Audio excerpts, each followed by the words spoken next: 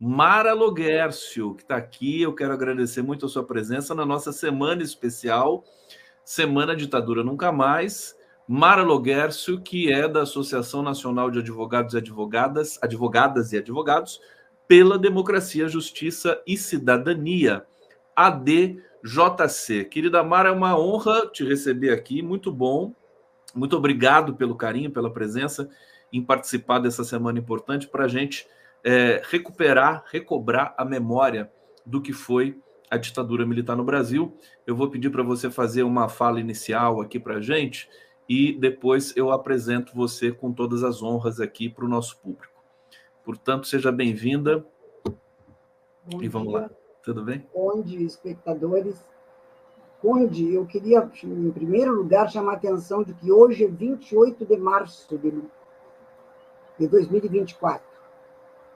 Nesta mesma data, em 1968, foi assassinado o estudante Edson Luiz de Lima Souto, na luta pela melhoria da comida do restaurante Calabouço, em Rio de Janeiro. Ele era um menino recém-chegado, era de Belém, mas parece que estava vindo de Goiás. E estava circundando o movimento, nada mais do que isso. E na manifestação baixou a repressão, como a gente chamava, baixou a repressão significa baixou o cacetete, literalmente. Então, ele acabou sendo assassinado, e essa morte dele provocou inúmeras... Não sei se tu está me ouvindo direito. Perfeitamente. Estou te ouvindo perfeitamente.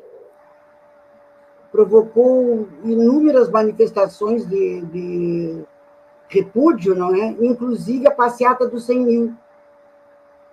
Foram 100 mil pessoas em plena ditadura, foram às ruas dizer abaixo a ditadura por causa da morte do Edson Luiz. E agora, no próximo dia 4 de abril, faz aniversário também, 60 anos, no caso, da morte da primeira vítima fatal do golpe, que foi justamente o coronel aviador... Só um momentinho. Coronel aviador... Primeira vítima do golpe de 64? O responsável pela base aérea de Canoas, na Grande Porto Alegre, Alfeu Monteiro. Ele já tinha recebido ordens de bombardear o Palácio Piratini em 61, com o Brizola lá dentro como governador, toda a resistência da legalidade, do movimento pela legalidade em frente, e ele se recusou. Naquele então, acabou vencendo uma legalidade negociada com o parlamentarismo, etc. Mas, em 64, o pessoal chegou lá exigindo que ele aderisse com a base aérea de Canoas ao golpe. E ele se recusou e foi metralhado na sua mesa de trabalho. No mesmo momento. Isso foi em 4 de abril de 64. Logo depois, foi a primeira vítima. Primeira vítima. Com ele, muitos militares legalistas que se mantiveram a favor da legalidade, a favor da democracia, em última análise, e que foram caçados, presos, torturados, mortos, como o caso do Lamarca. E aqui em Porto Alegre nós tivemos um caso que ele foi encontrado, o sargento Manuel Raimundo Soares, foi encontrado no fundo do rio, amarrado com as mãos para trás e com uma pedra no pescoço. Quando chegaram a encontrar o corpo, já estava, inclusive, deteriorado, não é? E aí nós acompanhamos o pessoal dos movimentos dos sargentos e tenentes, passou pelas faculdades ali, porque o necrotério era ali perto, passou pelas faculdades chamando os estudantes, e o pessoal da companhia Carris de bondes, foi resultado da estatização da Bond and Share. Então, o pessoal da Carris e nós, estudantes, acompanhamos os sargentos e tenentes caçados pela ditadura, que acompanhavam o corpo, o enterro do sargento Manuel Raimundo Soares. Subimos toda a Avenida São João Pessoa e toda a subida da Oscar Niemeyer, da Oscar Pereira, e participamos da solidariedade inteira. Neste meio tempo, durante o trajeto, aconteceu uma coisa extremamente emocionante. Para mim, eu considero o momento mais emocionante de toda a minha larga, né, luta. Foi o seguinte: os demais sargentos e tenentes tinha um determinado ponto que tinha a Pira da Pátria, e na frente da Pira da Pátria, do outro lado da calçada, estava armado o palanque, porque era quase 7 de setembro, então estava armada a Pira da Pátria, e a oficialidade, membros da oficialidade, resolveram ficar ali, sabendo que iam passar coisas, ficaram ali, amedrontando, exatamente em frente. E os sargentos e tenentes botaram um cavalete bem na Pira da Pátria, botaram o caixão do sargento Manuel Raimundo Soares e a bandeira do Brasil em cima. E nós começamos a cantar o hino nacional. Me arrepia até hoje de pensar, quando chegou naquela parte, mas serves da justiça, clava forte, verás que o filho teu não foge à luta, a gente foi aumentando naturalmente de tonalidade, até chegarmos gritando ao final do hino. Foi uma coisa muito na frente, foi um desafio, inclusive, dos que estavam ali. E tinha toda esta simbologia para nós, o hino, a bandeira, tudo isso que era brasilidade, né? Já que o golpe foi dado amando, financiado, pensado, organizado, fora do Brasil, como se vê perfeitamente num documentário, Conde, que eu chamo a atenção do teu público, inclusive, para assistir. Está no YouTube. É 1º de abril, o dia que durou 21 anos, do Camilo... O dia que virou 21 anos, 1º de abril.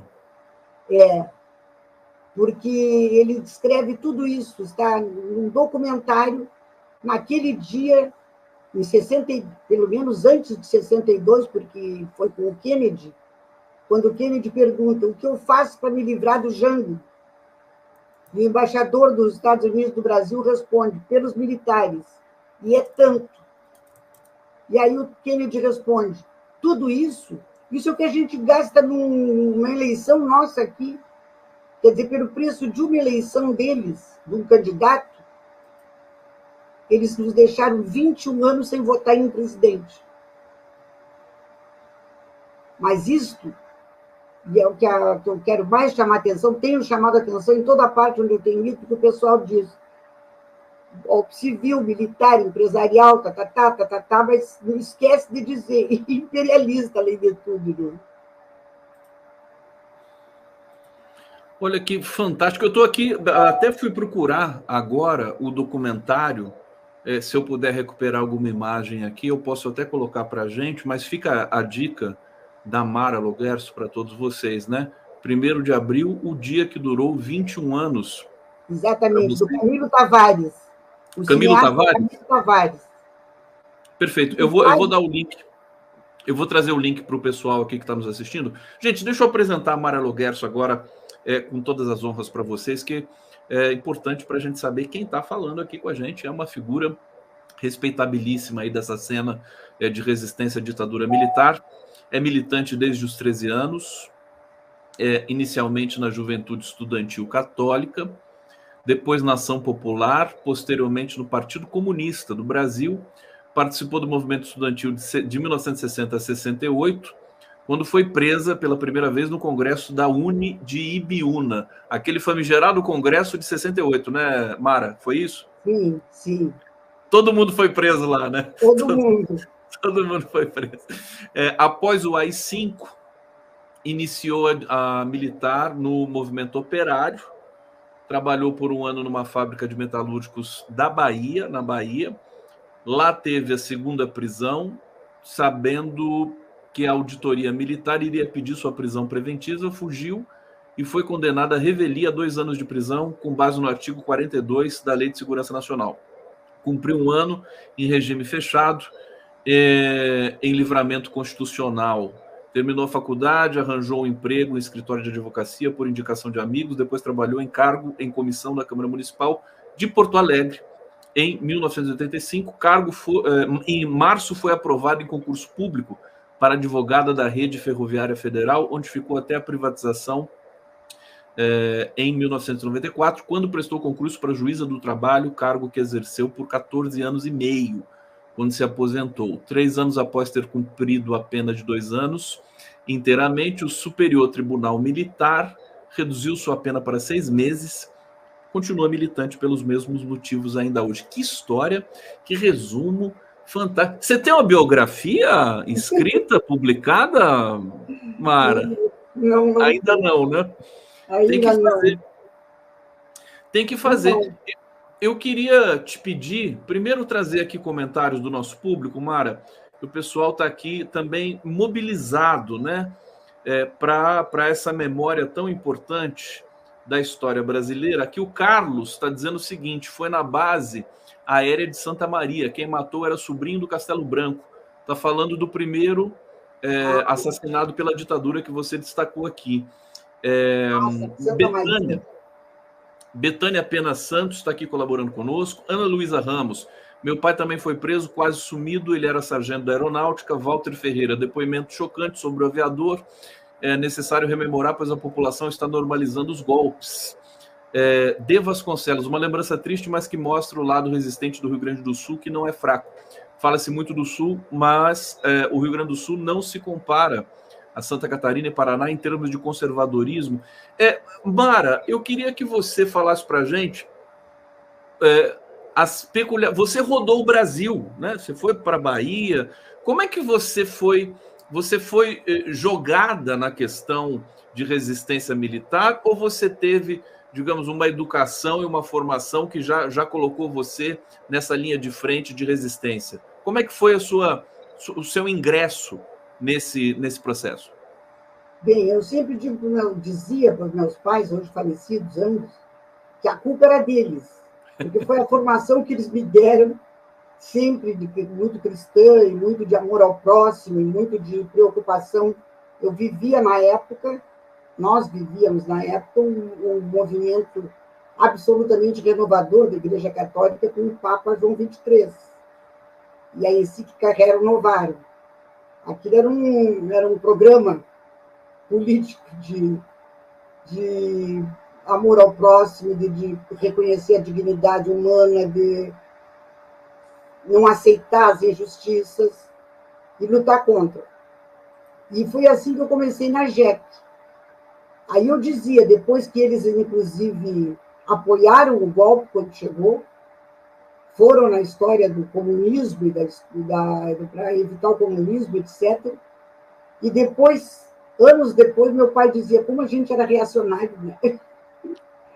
Porque a gente foi ganhando, depois da formação que eles nos deram, a gente foi ganhando paulatinamente, né?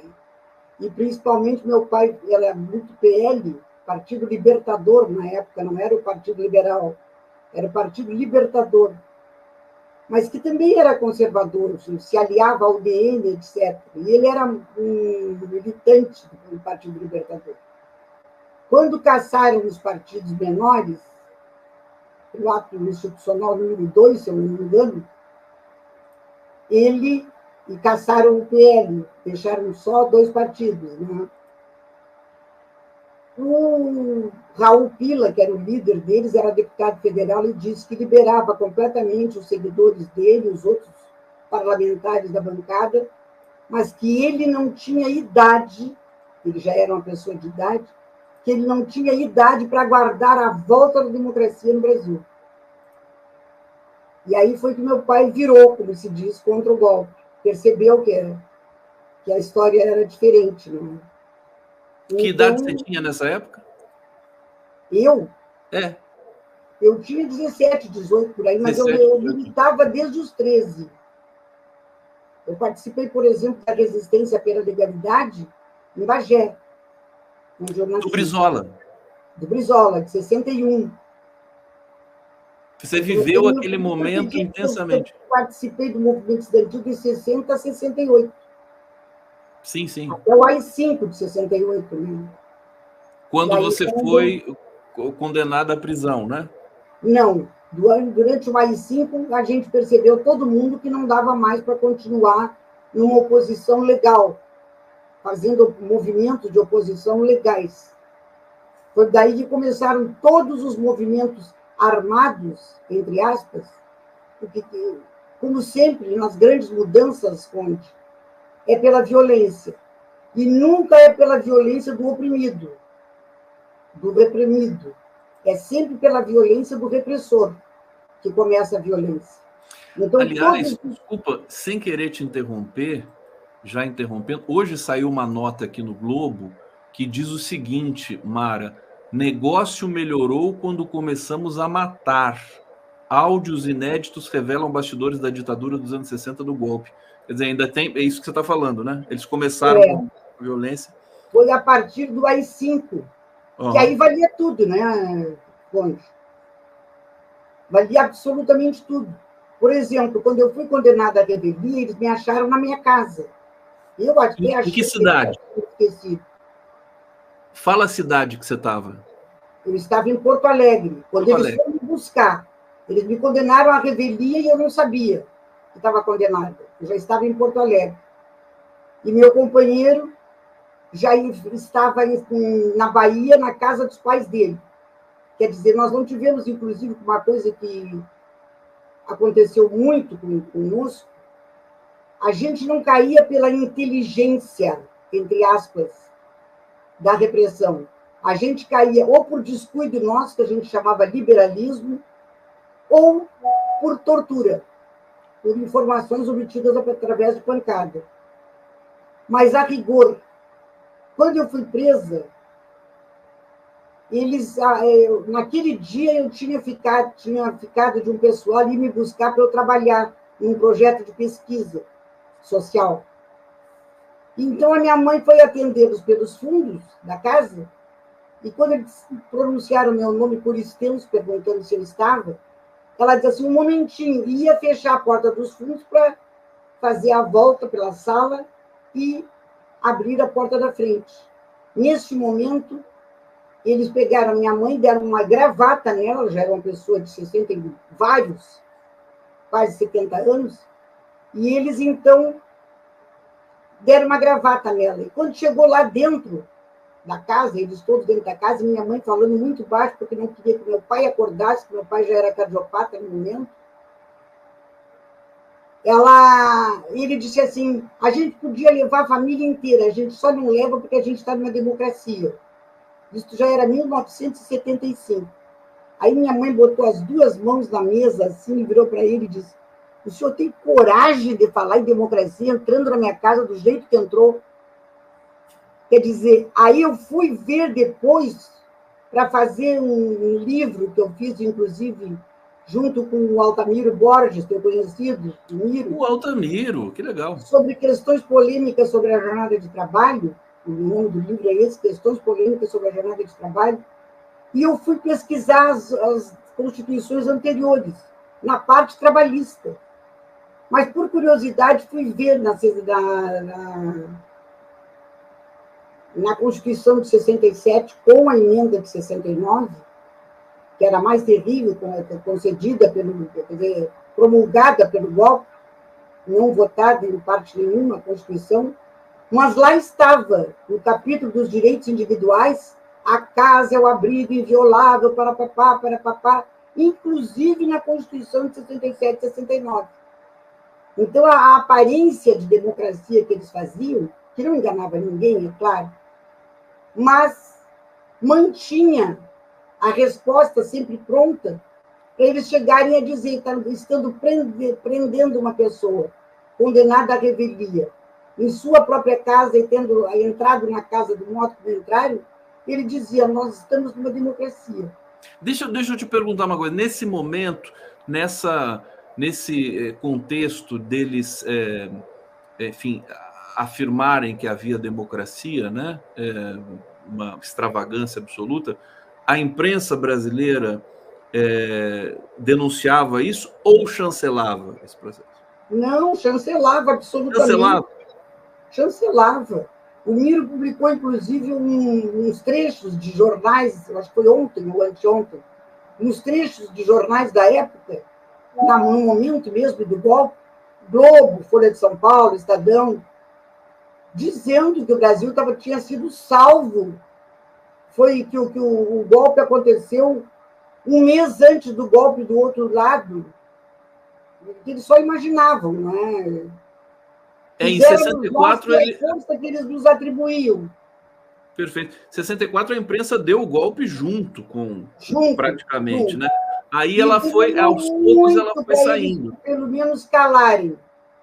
Para Veja, por exemplo, aparecer com árvorezinhas da Abril cada vez maiores dentro do seu texto, que a gente sabia que conforme a árvorezinha que eles publicavam, no meio do texto assim vinha uma árvorezinha da Abril.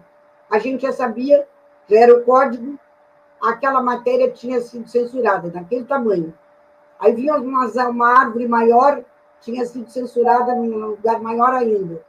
Então, quando eles começaram a bater na pele, eles maneiraram um pouco, mas mesmo assim não deixaram nunca de apoiar. Como só hoje, no finalzinho, né, Mara? Quando já estava, quando a ditadura já estava... Sim, sim. Aí, inclusive, deram espaço para propaganda das diretas já, publicaram, irradiaram, televisionaram as jornadas pelas diretas já. Aí sim, aí eles fizeram. Mas sem nunca dar um panorama, assim, a não ser em artigos escritos, publicados especialmente, sim, assinados, de que aquilo fosse uma ditadura imposta em 64 e sem nunca fazer autocrítica. A Globo esperou 50 anos para fazer autocrítica. Claro. Não, e a Folha de São Paulo recentemente, né, historicamente recentemente, falou em dita branda, né, que também... Dita branda, Para eles sempre foi uma dita branda, inclusive porque eles carregavam com as caminhonetes da Folha de São Paulo, eles carregavam presos de cá para lá e de lá para cá. Pois é. Mara, você teve presa em que circunstância, em que cidade? Conta um pouquinho dessa experiência para gente. A primeira foi em Ibiúna, né? E Ibiúna você foi levada para onde? Para São Paulo. Para São Paulo. Você ficou presa com a Dilma, não? Mais de 1.000 pessoas. E ali tem uma particularidade importante, Ponte. Todo mundo diz que foi falha técnica nossa de termos... Por exemplo, tinha um caminho todo que levava ao sítio onde nós estávamos de carros quebrados. Tinha todo um caminho assim. O rapaz comprou na cidade de Biúna 1.000 pães, tudo junto. Então, claro que foram falhas técnicas, mas não foi nada disso que ocasionou. Foi a falha de não ter meu lado político na época, que era a Ação Popular, a parte da diretoria da UNE, que era da Ação Popular, defendia que o Congresso fosse feito no CRUSP, em São Paulo. Porque no meio de todos os estudantes eles não conseguiriam nos prender. Pelo menos ficaria mais difícil. E o outro lado, digamos assim, que era a maioria da diretoria, se formou a maioria da diretoria, defendia que não, que tinha que ser escondido num sítio minúsculo, uma casa minúscula, que se fez um auditório de degraus de barro, chovia que Deus mandava, forrado de plástico, assim, uma improvisação bastante grande, mas nada disso levou à prisão. Eu me lembro que a gente caminhou depois do sítio até Ibiúna 12 quilômetros. Eles nos fizeram ir andando e eles foram de carro. E bem na ponta de um dos carros, um soldado disse assim, soldado raso, gente, eu não acredito que isso aqui é o Congresso da UNE. Faz uma semana que nós treinamos nesta área para debelar um grupo guerrilheiro. Quer dizer que, se houve falha da comunicação, eu acredito em infiltração, que no movimento estudantil era muito fácil de se infiltrar, no Congresso principalmente. Eram tirados os representantes do Congresso em assembleias abertas, nas faculdades. Então, era muito fácil de se infiltrar. E eu acho que houve infiltração, inclusive, na comissão organizadora. Aí nós vimos uma semana eles treinavam naquela mesma área para debelar um grupo guerrilheiro. Perfeitamente. Nós vimos agora, no relatório da Polícia Federal, que os Brasão colocaram um infiltrado no PSOL, no Rio de Janeiro, para fazer ali a espionagem na agenda da Marielle Franco, né? Todo esse caso que veio à tona aqui, que tem tudo a ver com a ditadura, né, Mara? Agora, a gente está chegando aqui no nosso final, no final da sua participação. Eu queria que você deixasse aqui uma mensagem, Mara, para as gerações que não viveram na pele o que foi a ditadura no Brasil, e para as que viveram também, né, que estão aqui nos acompanhando. Por que lembrar? Por que trazer, ainda mais agora, depois de tudo que o Brasil passou, de novo, mais tentativas de golpe, né? Queria que você deixasse essa mensagem. Não vou repetir o que já se disse bastante, que foi a falta de uma política de transição, de uma justiça de transição, ou pelo menos todas as vezes que ela fez, como disse o Guazeli aqui, foram de forma acanhada e reprimida, e etc. Mas isso é um dos motivos, inclusive, em que houve rejeição por parte da presidência da República em rememorar, neste ano, o golpe de 64. É que não pegou na sociedade a denúncia. Nós passamos 21 anos sem poder denunciar. E depois tivemos a maior dificuldade. Nós já estamos na 6ª geração. Tomando por décadas, nós já estamos na 6ª geração que ou não sabe a verdade ou não liga ao que houve. Ou rejeita as denúncias, em última análise. Passou, está passado. Então, neste ano, principalmente, depois do que houve, não haveria clima para que algum dos órgãos, algum dos ministérios ou algum dos órgãos oficiais do governo tentasse alguma mobilização ou alguma movimentação que fosse ao contrário. E aí aconteceu o que deveria ter acontecido há muito tempo, há 40 anos, pelo menos, da sociedade civil, daquelas entidades. Eu, por exemplo, participo no Rio Grande do Sul da AEPPP, quer dizer, Associação dos Ex-Presos e Perseguidos Políticos. Nós estamos com toda uma jornada de efemérides e de eventos relativos aos 60 anos do golpe. Coisa que a sociedade civil, e principalmente os militantes da época, aqueles que sobreviveram, nós somos todos sobreviventes, conseguiram, que tinham que ter denunciado, feito movimentos para denunciar. O que a gente tentou fazer não conseguiu, não teve respaldo, não teve condições de financiamento, e etc. Então, isso aconteceu agora, hoje, essa mentalidade que está aí agora, inclusive, a afronta que significa o pessoal se assumir como de direita, como nazista, como proto-fascista, é uma coisa que veio, e defender, inclusive, a volta dos militares, é uma coisa que veio principalmente de quem não viveu, ou de quem não participou, ou não quer evocar o golpe de 68, de 64, que já existia em 64. 68 foi só um acréscimo. 68 foi um golpe dentro do golpe. E eu queria deixar dito exatamente o seguinte, que as novas gerações tenham mais condescendência conosco, com a geração de 68 que prestou. Quando morreu o Edson Luiz, houve um psicólogo que escrevia em uma desses jornais ou revistas grandes da época, ele disse uma frase assim: tombou morto um jovem estudante, decepado no seu direito de ter tempo para conseguir seu tempo de ter direito, para construir seu tempo de ter direitos. E a maioria absoluta dos mortos e desaparecidos são jovens da mesma condição. Tiveram decepados seus direitos de ter tempo para construir seu tempo de ter direitos.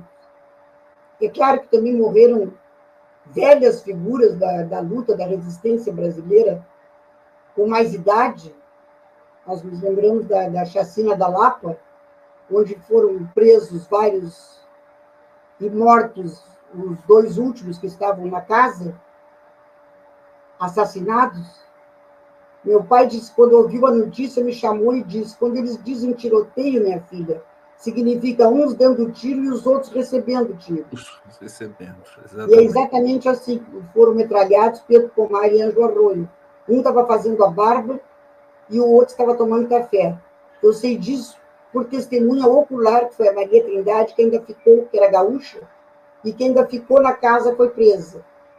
E ela nos contava depois. Perfeitamente. Lá no Rio Grande do Sul. Mara Loguercio, eu quero agradecer demais sua presença aqui. Você precisa voltar aqui depois eu vou te chamar mais uma vez para a gente seguir um pouco nessa conversa. Tem muita coisa que você tem, muitos relatos, né?